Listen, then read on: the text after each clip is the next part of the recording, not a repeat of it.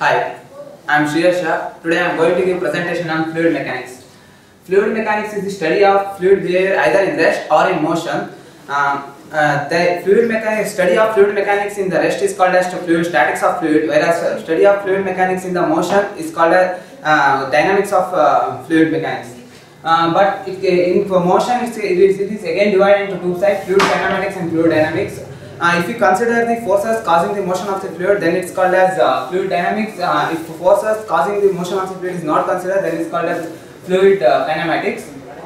Coming to the fluid properties, important fluid properties are density, weight density, specific volume, viscosity, specific gravity, compressibility, surface tension, and capillarity. Density is the ratio of mass per unit volume. It's expressed in kg per meter cube, and the density of water is 1000 kg per meter cube.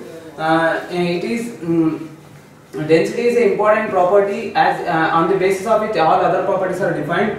And then density of liquid may be considered as constant, but density of gases varies with the temperature and pressure.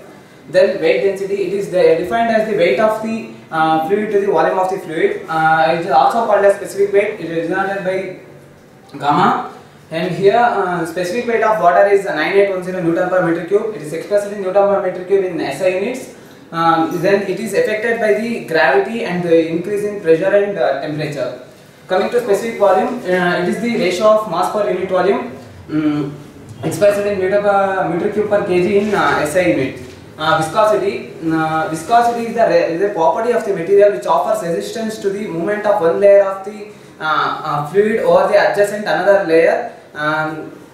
Consider two fluid layers y and y plus dy from the surface having velocity u and u plus du. This top layer offers shear stress on the adjacent lower layer, whereas lower layer offers shear stress on the adjacent top layer. This shear stress is directly proportional to the rate of change of velocity with respect to y. And that is mathematically can be written as tau is directly proportional to du by dy, which is change with respect to velocity, or tau is equal to mu into du by dy. Here mu is called as constant of proportionality, which is nothing but dynamic viscosity. Kinematic viscosity is the ratio of two physical properties. It is defined as the ratio of dynamic viscosity to density. Dynamic viscosity are expressed in Newton second per meter square in SI units, whereas expressed in poise in CGS unit. Whereas kinematic viscosity is expressed as meter square per second in SI unit, and it is expressed as Stoke in CGS unit. Then Newton's law of viscosity. Newton's law states that shear stress on a fluid element layer is directly proportional to the rate of shear strain. Then specific gravity. Specific gravity is defined as the weight of the weight of a fluid is equal fluid to the weight of a standard fluid. For liquids, water is considered as a standard fluid, whereas for gases, air is considered as a standard fluid. Then compressibility. It is an important thermodynamic property. It is the reciprocal of bulk modulus, and bulk modulus is defined as the ratio of change in or increase in pressure to the volumetric strain. Volumetric strain is nothing but change in volume to the original volume. This can be seen used in a cylinder piston arrangement. As piston moves left side, volume it decreases from V to V minus Vb, whereas pressure increases from P to P plus Tp. That is nothing but bulk modulus, which is the ratio of increase in pressure to volumetric strain. That is nothing but change in volume to original volume. Then surface tension. Surface tension is defined as the tensile force acting on the surface of a liquid which is in contact with gases, such that the surface in contact with gases act as a member under tension. Surface tension is expressed as force per unit length, that is nothing but Newton per meter,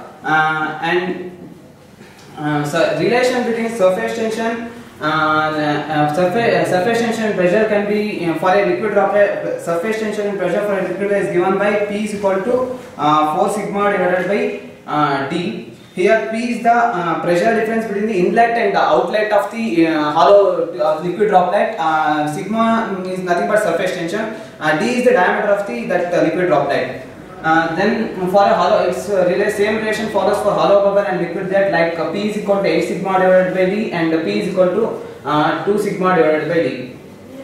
That was about surface tension. Then coming to capillarity, capillarity is is a phenomenon of rise or fall of liquid level in a small vertical tube held in a liquid related to the general level of the liquid. Then capillarity depends upon the surface tension, which is in Newton per meter, and theta, angle of contact between the glass and the water, then diameter of the tube, and specific weight. It can be calculated using formula H is equal to 4 sigma cos theta divided by WD. Coming next, types of fluid. Different types of fluid are ideal, real, Newtonian, non-Newtonian, and ideal plastic. Ideal fluid is the one in which there is no, it won't possess any viscosity. Actually, this ideal fluid does not exist because all the real, which are in actual fact, whatever liquids are there, they have some viscosity. So it can be these fluids can be represented on graph shear stress versus rate of shear strain. Ideal fluid which is having no viscosity. Then real fluid is the one which possesses some viscosity. This is real fluid. Then coming to Newtonian fluid. Newtonian fluid is the one, it's a real fluid in which shear stress is directly proportional to rate of shear strain, or it obeys the Newton's law of viscosity. This is Newtonian fluid. Then non-Newtonian fluid, it is the one, it is also a real fluid in which rate of shear stress is not directly proportional to rate of shear strain, or it does not obey the Newton's law of viscosity. It is non-Newtonian fluid. Then ideal plastic, it obeys the Newton's law of viscosity, and also it has a yield value greater than the shear stress value. This is ideal plastic fluid. That was about types of fluid. Coming to fluid statics, I already told that fluid statics means studying the fluid behavior either in rest condition. In rest condition means there won't be any relative motion between the two fluid layers. In rest condition, as there is no relative motion between the fluid layers, their forces are due to the pressure and due to the gravity. Gravity force is nothing but weight of the fluid itself. Coming to pressure and its measurement, pressure is defined as the force per unit area, and Pascal's law states that intensity of pressure in a static fluid at a point is same in all directions. Consider it's a tank, it's filled with fluid or water, and if you consider this point, according to Pascal's law, intensity of pressure in all directions is same. If it's one direction, it says in magnitude all is same in all directions. That was Pascal's law. Then pressure at a point in any static fluid is equal to the product of weight density into the vertical height from the free surface of the liquid. Then hydrostatic law. Hydrostatic law states that ratio of increase in pressure in vertical downward direction is equal to the specific weight of the material, specific weight of the fluid. Then pressure can be measured using manometers. Manometer is a device which is used to measure the pressure at a point or between the difference of pressure between the points. There are two types of manometer, simple manometer and differential manometer. Simple manometer is the one which is used to measure the pressure at a point, whereas differential manometer is the one which is used to measure the pressure between two points in a pipe or between two different pipes. That was about different types of manometer. Then buoyancy and flotation. If any body floats in fluid in fully immersed state or partially immersed state, then that is due to the buoyant force. Buoyant force is the upward thrust or the force exerted by liquid on the body which is immersed in the body. Then center of buoyancy, the point through which the buoyant force acts is called as center of buoyancy. Then metacentric height. Metacentric height is the distance between the metacenter and the center of gravity. For metacenter is nothing but the point about which the floating body starts oscillating with a small angular displacement to when we give a small angular displacement to that body. Then metacentric height can be calculated using the formula I by V minus Bg. Here I is the moment of inertia. Then B is the volume of the body. Bg is the distance between the center of buoyancy and the center of gravity. Next, condition of equilibrium for a floating body. The condition of equilibrium of a floating body depends upon the position of metacenter and the center of gravity. The floating body is said to be in stable state if M is that is metacenter is above G, or Gm is positive. It is said to be equilibrium. The floating body is said to be in equilibrium or neutral equilibrium. Then mng coincides or gm is equal to 0, and it's said to be unstable if g is above m or m is below g or gm is negative. Then it's said to be unstable. This is stable, this is neutral, and this is unstable. So equilibrium of any floating body depends upon the where meta center and the center of gravity present. If the distance between the meta center and center of gravity is very much high, then the floating body is in good stable state. That was about fluid statics. Then fluid kinematics. Fluid kinematics is nothing but study of fluid behavior in motion without considering the forces causing the motion of the fluid. Let's see types of fluid flow. Laminar and turbulent flow. In laminar flow, fluid particles flow along a straight parallel path in laminae or in layers, whereas in turbulent flow, fluid particles flow in zigzag manner. For laminar flow of internal flow, Reynolds number is less than 2000, whereas for turbulent flow it's greater than 4000. Then study and unstudied flow. A flow is said to be studied if the properties of the fluid or the characteristics of the fluid does not change with time. If it changes with the time, then it's called as unstudied flow. The characteristics are like velocity, pressure, temperature. If it is not changing with time, then it's called as steady flow. Uniform and non-uniform flow. Uniform flow means if the velocity does not changes with respect to the length of the flow direction, then it's called as uniform flow. If velocity changes with the length of the direction, then it's called as non-uniform flow. Compressible and incompressible flow. Compressible liquid is one where for which density is constant. For the flow of fluid with respect to that is called as compressible flow. Incompressible flow means during the flow with respect to time, if the density of fluid does not change, if the density of fluid changes, then it's called as incompressible flow. Liquid is considered as water is considered as a compressible liquid as it has constant density. But sometimes if you apply pressure of above 600 kilopascal, then its density also changes, and then it can be taken as an incompressible liquid. Then 1 dimensional, 2 dimensional, 3 dimensional flow. If the flow direction, if the pressure and velocity with respect to vertical direction with respect to main flow directions are neglected, then it's called as 1 dimensional flow. That is nothing but in terms of velocity and component, then du by dx is equal to 0. It's called as 1 dimensional flow. If that velocity and pressure is considered, then it's called as a 2 dimensional flow. That is dou u by dou x plus dou v by dou y is equal to 0. A 3 dimensional flow is the one which is a function in which velocity components u, v, w are functions of x, y, z and t. That is dou u by dou x plus dou v by dou y plus dou w by dou z is equal to 0. Then rotational and irrotational flow. If a fluid particle flowing along a streamline, if they rotate along their own axis, then it's called as rotational flow. If they are not rotating on their own axis, then it's called as irrotational flow. A streamline is what is means streamline means it's a line found in the fluid flow. If you draw a tangent at any point, that point gives the velocity component in that direction. Continuity equation. Continuity equation says that rho av is equal to constant, that is but at a particular section density, area of cross section and velocity for a fluid flow are constant.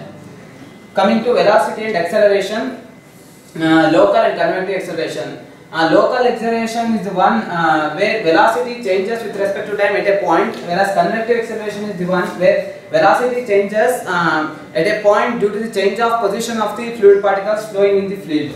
Then overall expression is given by x is equal to u du by dx plus v dou u by dou y plus w dou u by dou z plus local acceleration that is dou u by dou t.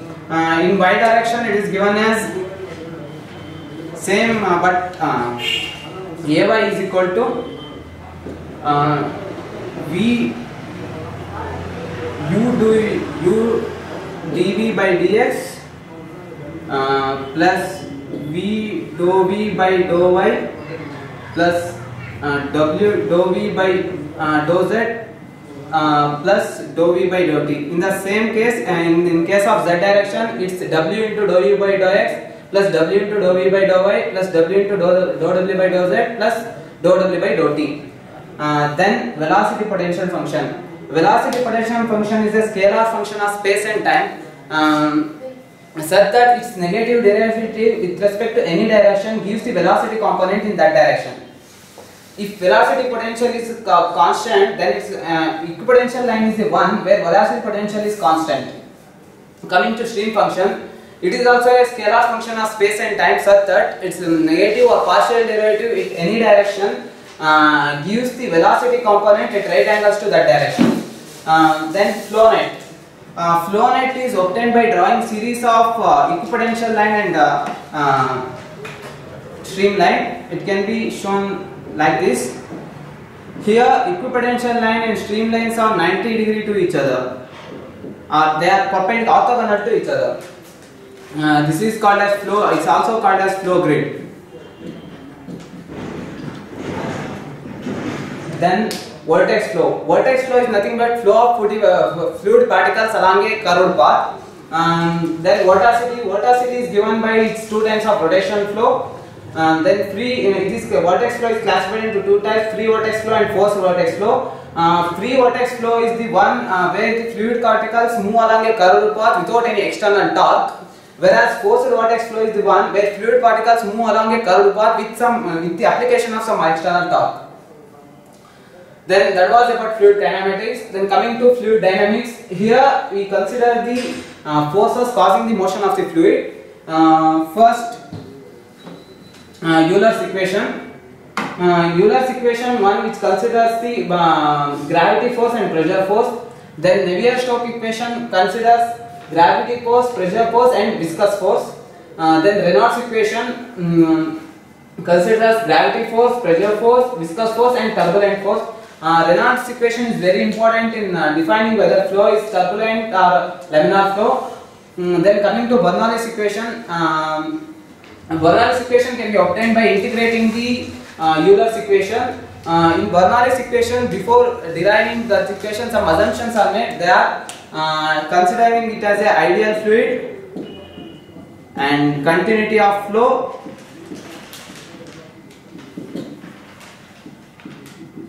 Then steady and incompressible.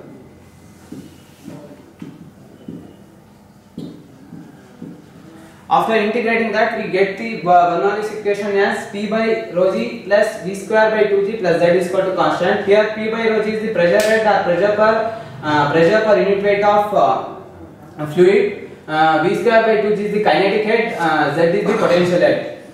Applications of Bernoulli's equations are the main application of Bernoulli's equation is to determine the flow rate. But it's sometimes also used to find the whether flow is from which section to which section flow is happening. This can be done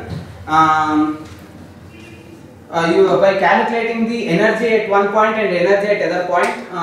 Suppose if you consider a taper section, this is section 1-1 and this is section 2-2. If you want to find out whether flow is from 1 to 2 or 2 to 1, then we can use the equation, Bernoulli's equation as P1 by rho g plus V1 square by 2g plus Z1, that is nothing but E1. Then P2 by rho g plus V2 square by 2g and Z2, that is nothing but E2. If E1 is greater than E2, then flow occurs from 1 to 2. If E2 is greater than E1, then flow occurs from 2 to 1. Here P1 is the pressure at section 1-1 in Newton per meter square. V1 is the velocity at section 1-1. Z1 is the height from which it is tilted or above. Same at the section 2. That was the application of Bernoulli's equation. But Bernoulli's equation is also used in the different types of flow measuring instruments like venturimeter, orifice meter, pitot tube, also nozzle meter. These meters or these devices follows the Bernoulli's principle. First, venturimeter. Venturimeter is a device which has first it has converging, flat and diverging parts. Here we can it is used to measure the flow rate in a closed pipe. Here we can calculate the flow rate by using the formula Q is equal to CD into A1 into A2 divided by root of A1 square minus A2 square into root of 2GH, where CD is the coefficient of enthalpy or coefficient of discharge. H is the difference of pressure rate, which it can be calculated using the manometers, particularly differential manometer. Then coming to orifice is a is a circular concentric circles having which is fitted to the openings of the pipe or any flow where flow is occurring. Orifice meter are also used to calculate the flow rate, where Q is equal to CD into A into root of 2G into H1 minus H2. Here CD is the coefficient of discharge. H1 minus H2 is nothing but the pressure rate difference, where CD is the coefficient of discharge is equal to Cc divided by root of 1 minus Cc square into d by d to the power of 4. CD, Cc and CD, they are called as hydraulic coefficient, where CD is nothing but coefficient of discharge, CD is the coefficient of viscosity, and Cc is the coefficient of contraction. Pitot tube, it's also a flow measuring device. It is, but here we calculate the velocity first, and that velocity is taken as input for other measuring instrument. It is used to measure the velocity at any point in a fluid using the formula V is equal to Cv into root of 2gh.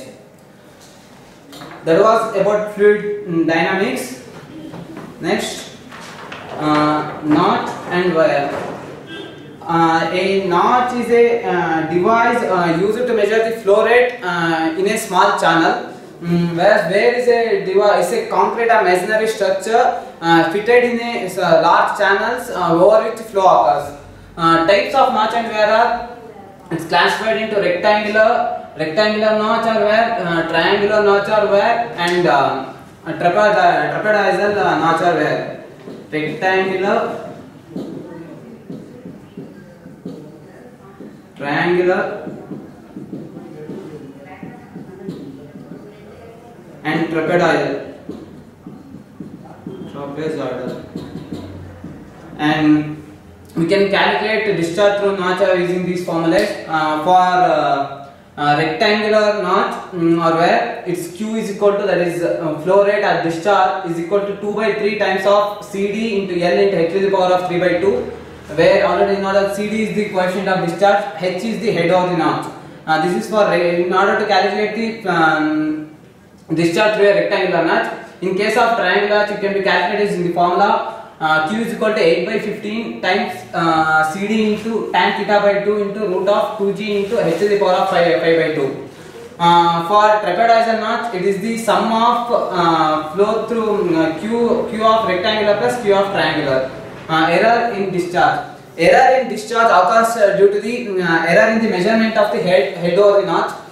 It can be compensated using the formulas dq by q is equal to 3 by 2 times of dh by h for rectangular notch, and 5 by 2 times of dh by triangular notch. Next, velocity of approach.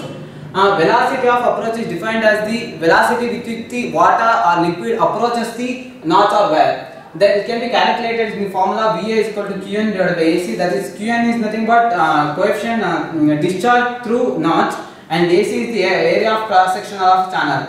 And we can also calculate HA, that is nothing but VA square divided by 2G. Then dimensional and model analysis. In dimensional and model analysis, we consider a model and a prototype. In a model and prototype, there should exist 3 hydraulic similarities, that is geometric, kinematic and dynamic similarities. Geometric similarities are nothing but similarities in all linear dimensions between the model and prototype.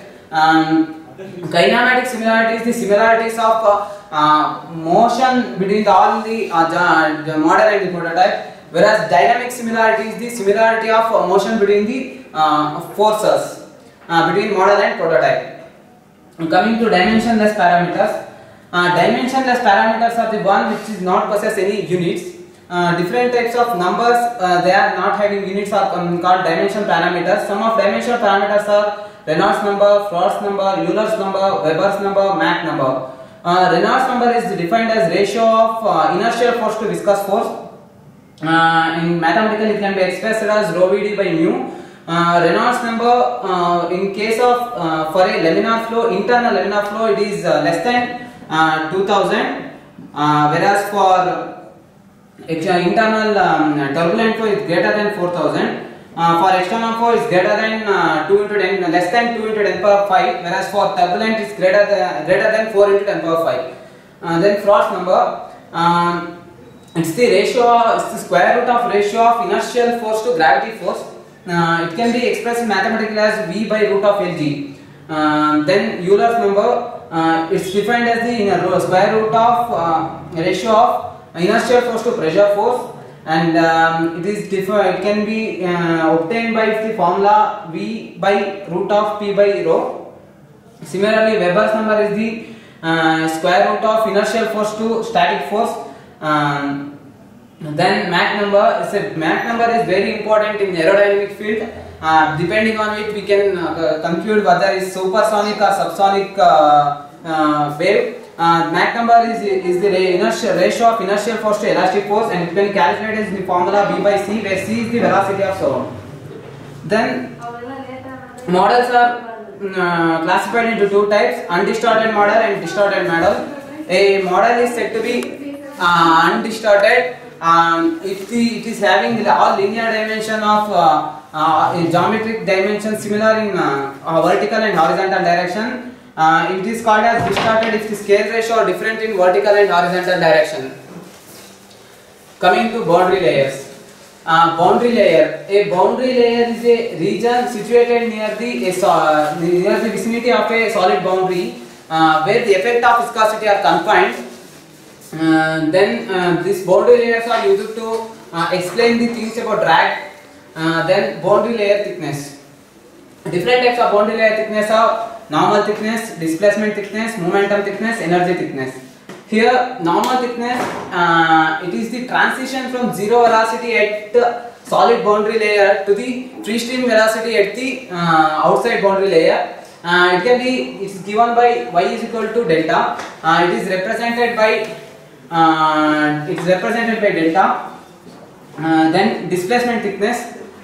These displacement, momentum and energy thickness are the additional thickness of the boundary layer to compensate something. Like displacement thickness is the one where it is the additional thickness. It is used for the compensation of flow rate. It's given by the formula integral of 0 to delta of 1 minus u by u infinity dy. Whereas momentum thickness is 1 which is the additional thickness in order to compensate the momentum reduction, and energy thickness is 1 which is used to compensate the kinetic energy. And these formula for momentum thickness and energy thickness can be obtained by the normal thickness. Coming to the characteristics of the boundary layer, this is the graph shows the characteristics of the boundary layer. Consider this as L, and this is free stream velocity. And this free stream, our normal thickness increases, it increases the free stream velocity, it increases with increasing the kinetic energy, and then if the pressure increases in downward direction, then the dou P by dou X is positive. Dou P by dou X is positive, then the boundary layers it grows faster and it may be separated. If the pressure decreases along the downstream direction, then dou P by dou X is negative, hence boundary layers growth reduces or decreases. Coming to the velocity distribution on laminar and turbulent. Velocity distribution for laminar boundary layer follows the follows the parabolic law, whereas velocity distribution for turbulent layer follows the power law or logarithmic law. And then velocity, this was about velocity distribution. Then coming to laminar boundary layer, this is for external flow where Reynolds number is less than 2 into 10 power 5, and for turbulent it's greater than 4 into 10 power 5. In between that one state is present, that's called transient state, where actual transition from laminar to turbulent boundary occurs. That is the Reynolds number in between that state is called as critical Reynolds number. Then coming to drag and lift. Drag and lift are very important in aeronautical field. I am going to explain drag and lift using a aerofoil, which is nothing but a cross section of a wing.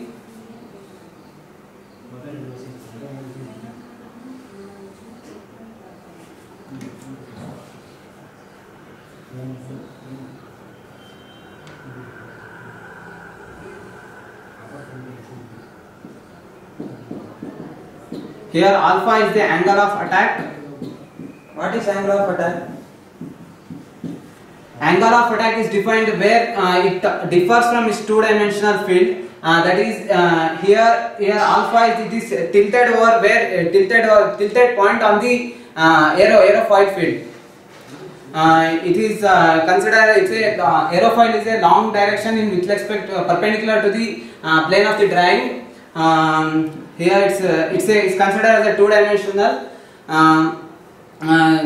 Then it's a two-dimensional aerofoil. We can resolve force Fr in two fields, Fl and Fd. Here Ft is the lift force, which actually don't do any work. It lifts the plane, whereas Fd is the drag force, which is the resistance to be balanced by the propulsion forces. Then it can be its drag force can be given using formula Fd is equal to 1 by 2 or 0.5 of CD, that is coefficient of Rijal, A into rho u square. Here A is the surface area of projected area, rho is the air density, u is the wind velocity or undistributed velocity. Same thing for lift force, it's Cl into A rho u square divided by 2. Cl is the coefficient of lift, A is the surface area, and rho is again air density, and u is the wind velocity. Then coefficient of lift, actually drag force is defined as the backward force on a solid body in the direction of fluid flow. Lift force is the perpendicular to the it's a force perpendicular to the direction of motion of the fluid. Factors affecting lift are coefficient of lift, surface area of airfoil, density of air, relative wind velocity. This coefficient of lift it depends upon again Cl. It depends upon the shape and size of the airfoil, and it also depends upon the speed of the wind or relative wind velocity. Then surface area of airfoil. Surface area of airfoil, it is usually it's constant, but it can be changed using this. It also depends upon the size. It can be changed using other parameters. Then density of the air, temperature density of air decreases with increase in temperature, whereas pressure density of air increases with increase in the pressure. Usually density of air is decreases with altitude as pressure decreases in the altitude. Then relative wind velocity, the lift force increases with relative wind velocity as a square of relative wind velocity, because its FL is directly proportional to the U square. Coming to the lift to drag ratio, L by D is called as lift to drag ratio. Here we can see that here this is the maximum high lift to drag, here it is, and then it is down against L by D versus angle of attack. This different drag, this is maximum lift to high lift to drag. This is C by L maximum, and this is C by D. This shows the characteristics of a lift to drag ratio. These lift to drag ratios are very important in designing the cross sections, and they are useful in determining the how actually drag and lift occurs in a aerofoil or in any immersed body states. Coming to types of drag, different types of drag are induced drag, form drag, skin friction drag, parasite drag, profile drag. Induced drag is have obtained due to the production of the lift, and it decreases with increase in the speed of velocity. It flows, it is in the direction, or its resistance is in the same direction of the speed of velocity. And coming to skin friction drag is nothing but is a form of drag where shear stresses on the all part of the body is different parts of the foil are considered, and it acts tangentially. Then form drag, it is obtained due to the pressure drag. Where does this skin friction acts? Skin friction, it acts, I already told that it acts on the all part of the airfoil. It depends upon the point. If we consider this as a aerofoil, then if it may happen here also, but it acts tangentially. As shear stress always acts at 45 degree. It acts here. And coming to profile drag is the sum of form drag and skin friction drag. Profile drag, it is usually constant at constant RPM, but increases with increase in the wind velocity. Coming to parasite drag, it is the resistance offered due to the resistance offered by the non-lifting surfaces of a plane. A parasite drag increases with increase in the wind velocity, and it depends on the drag and lift to drag ratio also. That was about drag and lift. Thank you.